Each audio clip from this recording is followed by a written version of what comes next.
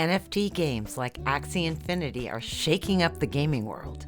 Recently, gaming giant Electronic Arts told investors that collectible NFTs are an important part of the future of our industry. So I recently sat down with two of my brilliant game dev friends to sort out what's really going on with NFT gaming. Hey, I'm Jon Radoff. My background is in making games and social technologies for the internet. Today, Beamable is building live services infrastructure for people that want to build live games, whether that's free to play where we've been or NFTs and crypto games where we're going. We also have the amazing Mitch Zamara. Hi, yeah. I'm a professional game designer who's been in the industry for close to 15 years. I've worked primarily in social games, then free-to-play games on mobile, and now I'm forging new frontiers, making play-to-earn games on the blockchain, leading design on Million on Mars Land Rush, launching on Wax in about 3 weeks. Let's start with basic definitions. What's an NFT? NFT is a non-fungible token, which is used to determine a value or a utility or a store of reference to something that is going to exist and be created in a provable, scarce manner. So various creators can create these tokens and can use them inside of their projects. Once a user has acquired one of these non-fungible tokens, it's inside of their wallet. It can be traded, it can be sold, it can be redistributed. People have full use over these digital assets and are able to transact with them in a new method that hasn't traditionally been available to people in more of these more closed ecosystems. So, John, why is NFT gaming such a big deal? Is an NFT really more than a pointer to a JPEG? Let's take a step back for a moment. The real distinction is about open versus closed economies. So most games, almost every game that exists is a closed economy. So if you're, say, World of Warcraft or a game like that, the game maker, in this case, Activision Blizzard, they are the Federal Reserve, the trade regulator, the monopoly supplier. They do everything. And what that means is everybody only transacts within a certain set of rules that's existent in that environment. And there's nothing wrong with that. You can make a super fun experience in that, and often those guardrails and constraints lead to a fun experience. So it's not that these open economies that Mitch was just talking about are inherently better, but they enable entirely new kinds of experiences. So when you build a game from the ground up with an open economy, with the idea that people might be trading and exchanging, and by the way, not just the assets, but building more code around it, because with NFT technology, you actually open up the programmability of the environment. You open it up to an application ecosystem. You even enable developers to add on components to it. It disrupts the whole industry in terms of the kinds of people who can participate, add to it. The designs of these games, while some of them do have a superficial similarity to things we've seen in free-to-play and stuff already, they're going to keep evolving from this. I think it'll keep invoking more creativity. It's going to have really interesting economies. We're in the first part of the first inning of this market. Like it is so early right now that I'm excited because there's so much creativity that's coming out of it, even in this early time. Now, both of you lived through and participated in the free-to-play revolution, where games became free and were monetized with microtransactions. Now we're entering a new era, play-to-earn gaming. So what is this, and how has it evolved out of free-to-play? I think that play to earn is definitely representative of a new sort of shift or a new paradigm within the traditional games model. From my perspective, I see it as we've moved from this phase of a consumer goods model driving towards the lowest common denominator of being free in the second era of free-to-play games, in which you can't really beat the cost of free. But now that we have entered this new era, we've actually learned that you actually can beat the cost of free, in which you get paid to play games, or you play and earn from playing games. This concept actually has been around for a very long time. It's just been more gray and black market activities with traditional things like gold selling, account selling, item selling. Myself, I've sold items for EverQuest and accounts on World of Warcraft over the years. We've sold Magic the Gathering cards. Like, these things have already happened many, many times over. It's just a much more trustless and decentralized way in which people can actually do these transactions and feel more safe and confident in the behaviors that they're actually doing. The Magic the Gathering example you just gave, Mitch, is a really interesting one because, of course, World of Warcraft, they they don't like these secondary markets. They feel that it takes away from their revenue and also detracts from player fun. But Magic the Gathering, of course, is an open economy. We already have these examples of open economy games, whether it's that or Pokemon and whatnot, that exist. So that idea actually existed way before free-to-play or even MMORPGs. There's another term that's widely used and often misunderstood, DAO, which means Decentralized Autonomous Organization.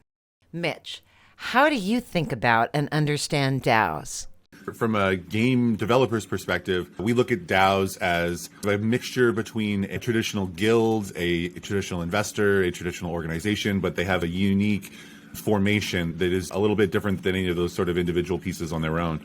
So if we look at a DAO that might come into a game that we're building as a strong outside force that can be positive or potentially disruptive depending on the impact they have to the game economy, the overall game experience, and how many people they could affect.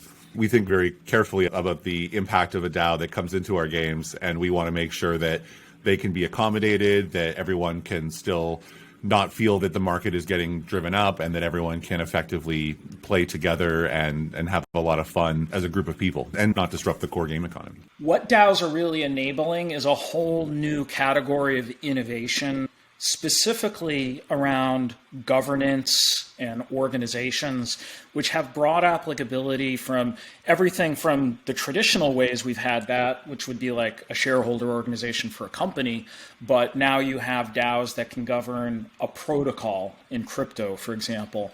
You could have it be a guild. You could have it run a nonprofit. You could have it be a homeowners association. So if you think about any kind of organization that people come together around, DAOs are a new way to enable that tend to be a little bit more grassroots and bottoms up in organization as opposed to top down executive level decision making. But it's implementing governance through software and making governance structures more widely available to more kinds of organizations and really allowing people to experiment with different methods for governance within their groups. And then by making it into software, that's really where a lot of additional innovation comes, because a lot of us have played games over the year. For example, like every game has its own guild structure, and some of them work well and some of them don't. And there can be political problems and drama and guilds and all this stuff. I'm imagining a world in which this is just its own category of innovation where people make really good frameworks for DAOs that you can then utilize. And maybe the DAO is as simple as your guild. It doesn't have to be like some others that we could talk about, like the huge yield guild games and stuff like that. I'm talking just the simple little micro guild that you use to run a game group with could be a DAO and simplify decision making and governance and all this other stuff. I think the biggest thing that they can offer in the most micro aspect and for traditional gamers is that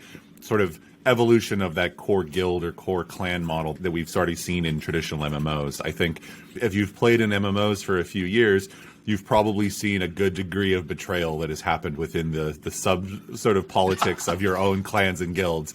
People stealing from the clan vault or the guild vault, people backstabbing and joining competing guilds, people straight ninja looting entire items or drops and then rage quitting or selling the account.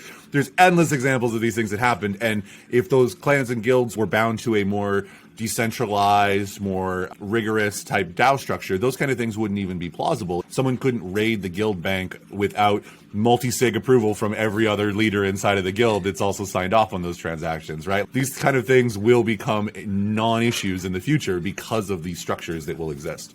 Mitch, it's so hilarious you say that because you see it all over. I used to run this club called Game Industry on Clubhouse where an admin decided to appoint himself sort of czar of it, kicked all the other admins out, actually kicked me out of the group because he felt that he should just run it by himself. Like if that had been just sort of plugged in to Clubhouse, then maybe that wouldn't have happened. So I just see this is something everybody needs. I completely agree with you. The biggest NFT game these days is Axie Infinity. Mitch, you've got direct experience with Axie as a player and also running scholarships. Tell us about that. Yeah, I'll give you a brief overview of my experience in the space and what I've observed and learned. So I've been doing play to earn as a strong gamer for several months now. I've been actively playing, investing, and working with people for the better part of about 8 to 10 months. With Axie, I would say it's a game that I originally dismissed. I got very turned off against the strong and expensive barrier to entry, the floor prices for Axies to get in. But after getting over a lot of my initial reservations and hearing about so many people that have had a lot of success and the people that have built some really, really impressive organizational structures and helped a lot of people, I couldn't really ignore it eventually. So I did dive in. I own a bunch of Axie teams. I think I have like maybe 6 to 8 personally that I own. And to me, the game itself is one of the most enjoyable pet battle type games that I've played in quite a while. If you've played games like Pokemon, you've played turn-based games or card battlers or pet battler games, the core balance and the actual game presentation of what the battle system is really, really strong. The game balance itself is impressively tight. But from a game development perspective, it's very obvious that they're still very early. There's very deep meta that has not been fully fleshed out. They have a very light touch in terms of what their live ops experience is. Like, you can earn some daily SLP, you can complete some goals, but the crux of the game is a very touch player versus environment experience where you progress through these levels. And then there's a player versus player battle arena where you have an MMR ranking system and you're able to battle other players. This core system has allowed them to grow to a couple million DAU, is my understanding. They've reached a really big critical mass globally in very specific areas of Eastern Asia. Other parts of South America are also booming now inside of the play to earn space. And what's happening is this new sort of system in which people that are playing the game are not just battling, but they're also breeding. And the costs of breeding inside of Axie Infinity are not cheap. They're pretty expensive right now. And so what's happening is often investor players are fronting the cost to breed these Axies or to form these teams and buying them off the marketplace. And they are partnering with other players who are able to play the game more religiously every single day, basically, in order to earn it. And they're creating these business relationships called scholarships, which if you're in the West, the idea of this word sounds a little bit off or a little bit weird, but it is the ascribed word that is used in this relationship. And the reality is that it's an informal partnership that's done through the blockchain in a way in which you don't have to know that person's address. You don't have to know full details because you can trust them with the password because they can't actually take anything out of the account.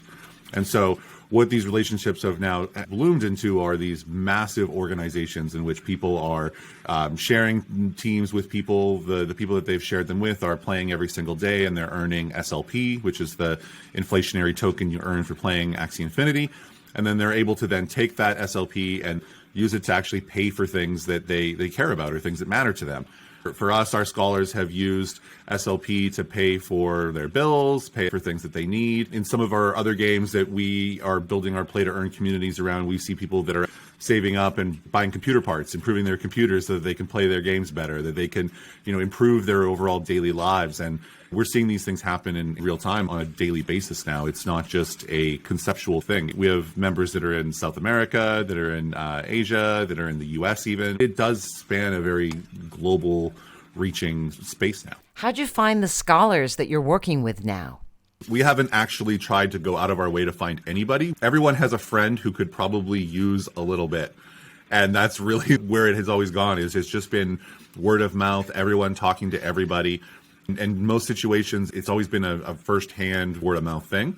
Another game that a lot of us have been playing called Mir 4, we've basically built our own sort of online guild and community, much more like a traditional World of Warcraft guild. And our members from in there are largely comprised of people out of South America, like Brazil, Mexico, Colombia. And a lot of these members now are playing Mir 4 with us and are now asking about Axie and are asking about other ways to play things on the side or in parallel. And so it's just sort of organically growing and cross-promoting. And it's most people that play crypto games don't play one, they play many. Let's talk about Mir 4. These games are happening on different blockchains. Axie's on an Ethereum sidechain called Ronin. What chain is Mir 4 on? So Mir 4, I believe, runs on I want to say it's the Kyber network. The way that the sort of play-to-earn structure in Mir 4 is designed is a little bit different than other sort of traditional games might be, or even blockchain games might be used to. So you basically, inside of this game, mine a resource known as dark steel. And that dark steel can then be melted outside of the game, converted into a token called Draco. And that Draco can be stored inside of your wallet. It can be redeemed back inside of the game for more dark steel, and it can be sent to other players as well. That Draco could also be swapped in your wallet, which the company behind the games or this platform is responsible for their main sort of primary token called Wemix. And that is the main thing that you're able to buy on all the exchanges, you're able to swap for, and it's available in several places. And their plan is to make multiple games, multiple projects within their ecosystem in which WeMix can be then swapped and traded into the game's native token and sort of played within their ecosystem. You're also building your own game, Million on Mars. It's just about time to launch, right? That's right. We're about 3 weeks from launch. We're going to be on the Wax blockchain. It's even different than the other ones I've been talking about. And how did playing Axie and Mir 4 develop your understanding of the space and help you build your own game? I've been going deep on as many different projects as I possibly can to get a sense of what the experience is like for the buyers, the players, those that have money, those that are the whales. The experiences are vastly different for all of these different games and ecosystems depending on your level of investment of time and money. I think how a game adapts to those degrees of investment will really determine their growth trajectory and their success in the future, in my opinion. One thing I find quite confusing is all the different blockchains, and everyone's pushing their blockchain as the best one for gaming. So tell us, how did you pick Wax as the blockchain for Million to Mars? So for us, there's a few different factors that we evaluated. We wanted to look at what has a very, very large established marketplace of existing customers or players that are eager for something new. So many of these different blockchains have platforms. Many of them have very early or immature marketplaces that have very, very weak search tools or have very basic level display of where their NFTs are available on their platforms. So for us, we wanted something that was a little bit more mature in their marketplace offerings so that we could list our NFTs and be confident they would have a good place to be bought and sold. This is sort of this natural order of things in which buyers and sellers want to reach actual reasonable prices that they all agree make sense. And if you don't provide that structure in place for them, then you get even wider ranges of speculation and volatility inside of your price.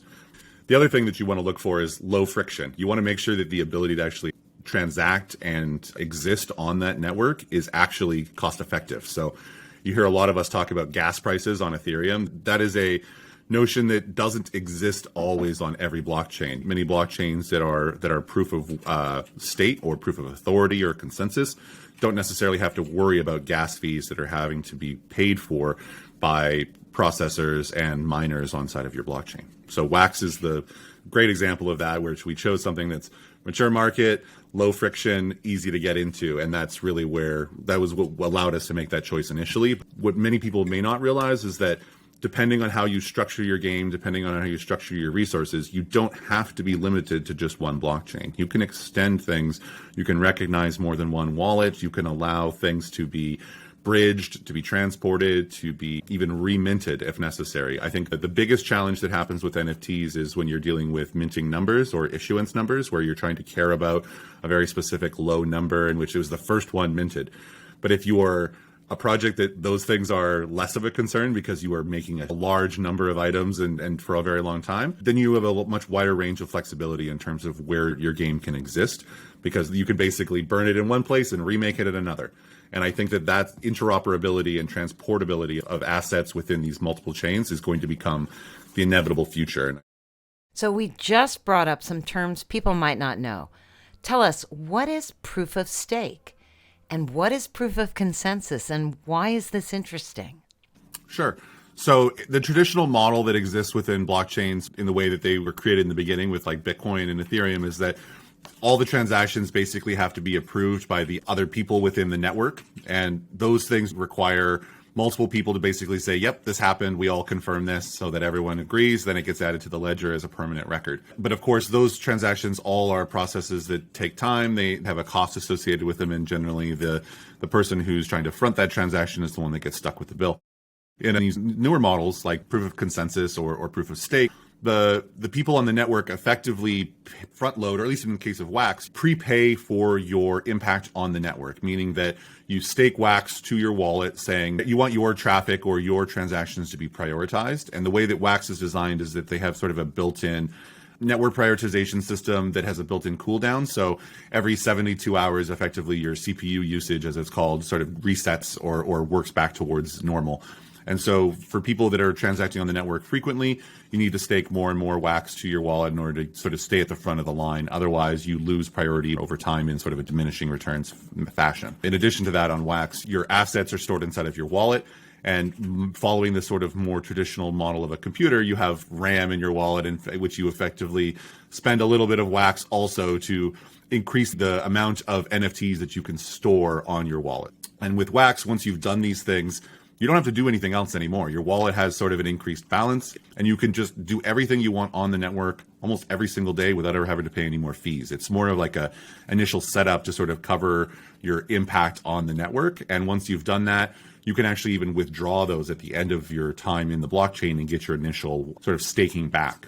It sounds similar to putting money in a bank and earning interest. In a lot of ways, there's similarities to opening a bank account, especially with Wax. It feels similar to that because when you start in the beginning, you can make an account with 2 clicks. But if you start to try to do anything, you'll quickly realize that you don't have the basic resources that you need to really start to do a lot of actions. But getting Wax is pretty cheap and affordable. Wax is like 50 cents, and a couple of Wax gives you enough traction on the network to really do a lot of things, to play a lot of games. And game makers themselves are now even fronting the bills for RAM, for CPU, for their players, so that they're able to have less friction getting into the ecosystem as well.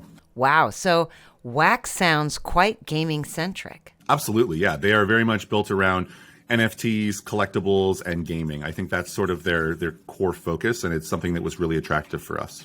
The main things to understand here is that proof of work is just about solving cryptographic puzzles, and that's what Bitcoin and Ethereum was based on, and it's very expensive, it's slow, and that just doesn't work for games. So games are microtransaction heavy environments. So here at Beamable, we are blockchain agnostic. We want game developers to use whatever blockchain their customers use and is appropriate for them. And the 2 main considerations really just comes down to performance characteristics, because your microtransactions have to be fast and cheap for you as a game developer and for your player experience. And there's quite a few of these networks now. So the whole issue with slow speed, high energy costs really is a non-issue as far as games are concerned, because whether you're Wax or Solana, Avalanche, the layer 2 networks on Ethereum that includes stuff like Immutable and Polygon and whatnot. Every one of these is very, very energy efficient, and all of them have emerging marketplaces where you can, I think, be reasonably assured that people are going to be able to trade your items and pay for things. You mentioned layer 2 networks.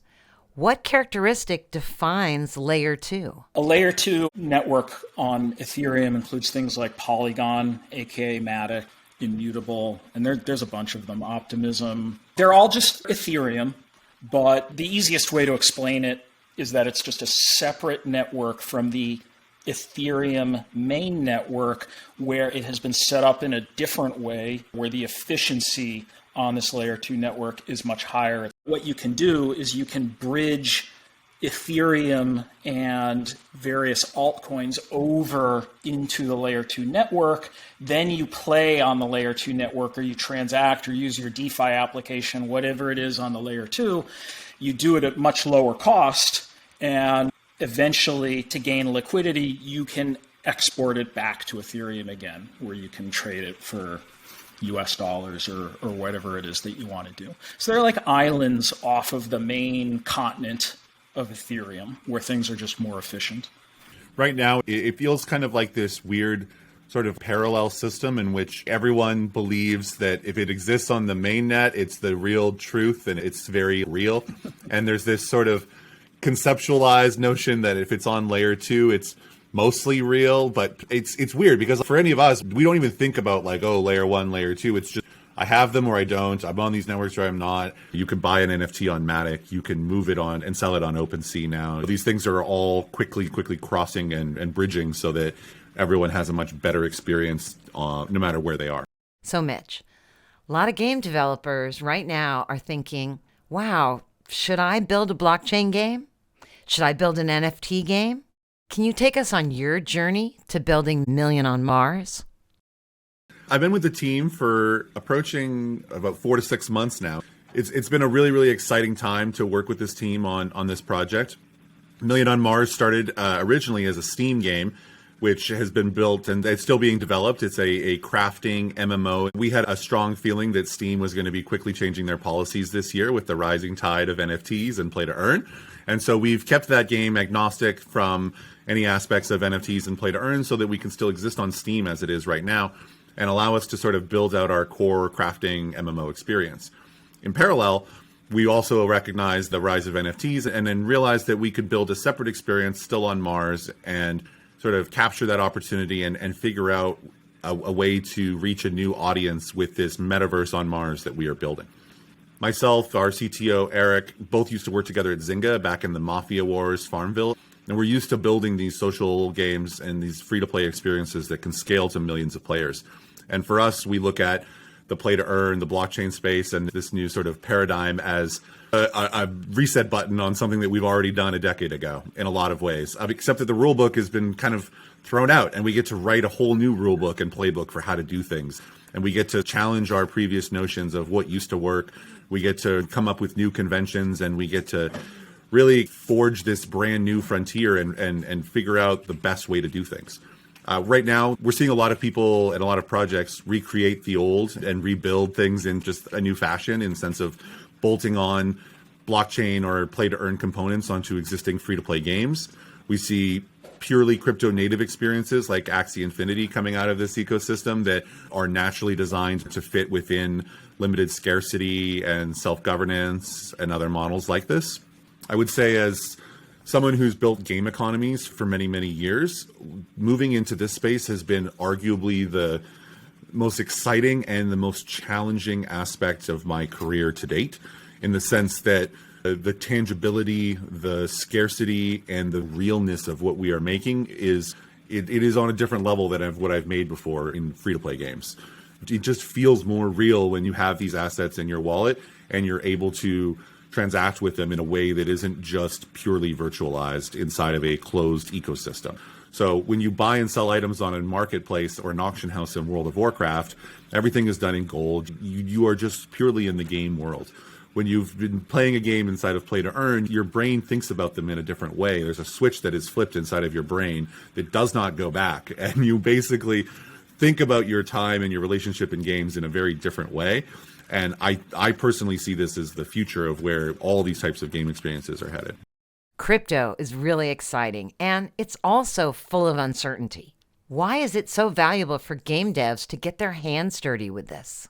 When I first started to look in this space, when I first started to play a lot of the play-to-earn games and explore things, I had a lot of doubts. I was very, very much waiting to be convinced and to find something that really helped me understand, well, how does this all work? Why are people putting in so much time and money into these things? And I played a lot of different things, ignored a lot of things, and eventually I found a couple of game experiences that really clicked for me and really helped me understand, oh, now this makes a lot more sense. So one game I've talked about a lot in the past is Lost Relics, which is on the Engine ecosystem. And Lost Relics is a roguelike, Diablo-inspired type dungeon crawler with a lot of the traditional RPG mechanics. That was like the first real blockchain play-to-earn game that I played that really kind of like helped me understand these pieces. Helped me really realize there is really unique value within scarcity and provable scarcity and within these play-to-earn ecosystems. I think the biggest thing for game makers to realize is that what's old is new again, meaning that a lot of the traditional things that used to work a decade ago in the beginning of free-to-play games is basically reborn and can work all over again. And I'm seeing a lot of those sort of lessons that we learned a long time ago all just coming back and paying dividends a decade later. As a game maker, the amount of deja vu I have felt over the last 6 to 8 months has been immeasurable. I hear the doubts, the criticisms, the pushback from both inside of the industry and outside of the industry. And it is literally the same things being said as what I remember when I worked at Zynga in 2009 to 2011. Back then, people called social games and Facebook games not real games. They called people that played Farmville and Candy Crush not real gamers. These kind of notions were commonplace a decade ago. I used to have a very negative reputation just because I worked at a company like Zynga. I remember my resume literally getting rejected and almost laughed at by Blizzard when I tried to apply for a designer job because they didn't consider social game designers real game designers. And a decade later, I'm sure they like people that have experience in free-to-play now. But back then in 2009, it was a very different experience. And I think we're in this exact same kind of rebirth, this new paradigm shift in which the same kind of things are happening.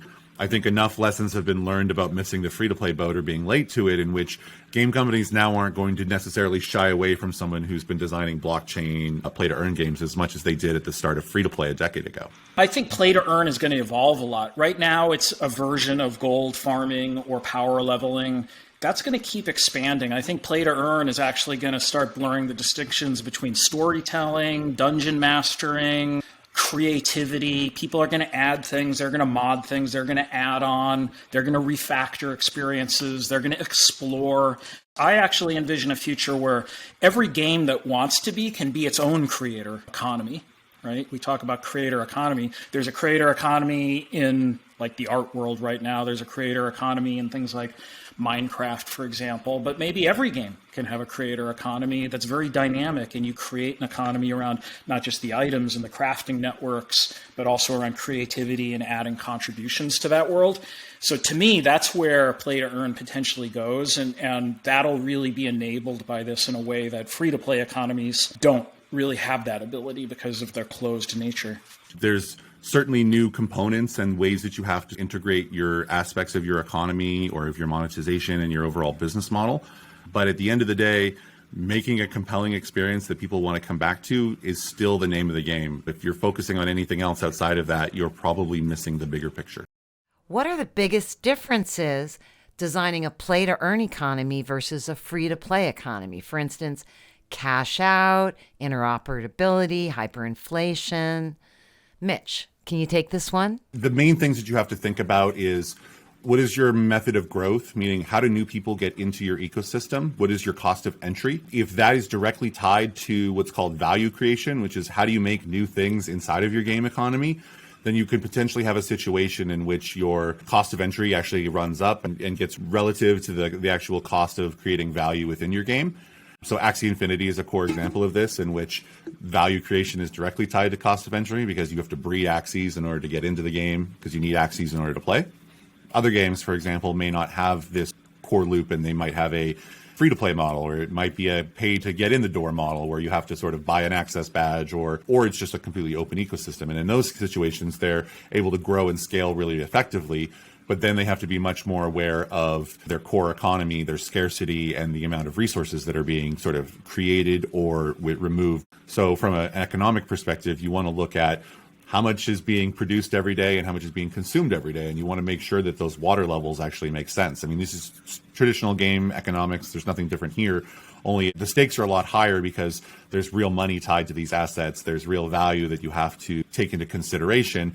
And when you're worrying about concerns about inflation, it becomes even more challenging, because the way that people treat things when it's a real world money versus virtual items is not exactly the same. There are similar behaviors in which they will treat things, but when there's money involved, all bets are off, in the sense that people will go to extreme lengths to maximize returns. They are willing to compromise rules. And that's not counting the legal, tax, regulatory, and other things that are very undefined in this era right now. Well, there's going to be a big reckoning at some point about how that's all going to coalesce. But that's the sort of first mover's advantage that we get being in this space when we aren't those big publicly traded juggernauts, is that we don't have as much oversight, and we don't have to worry as much about shareholders and government regulators coming in to tell us what we're doing.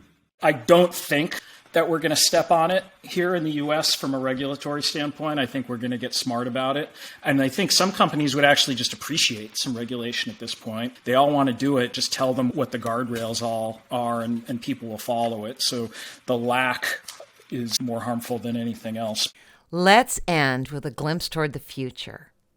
What makes you feel excited and hopeful about this new frontier? I think one of the most uniquely human things is to just be creative. And I think everybody in the world has creativity within them. And my own personal mission in life, as well as the goal at Beamable, is to bring forth a lot of that creativity. So I really just envision a future where people go direct from imagination to the screen. If they have a world that they want to create with a really interesting game experience, or a metaverse experience, if we want to use that word, we're at the very, very early stage of this.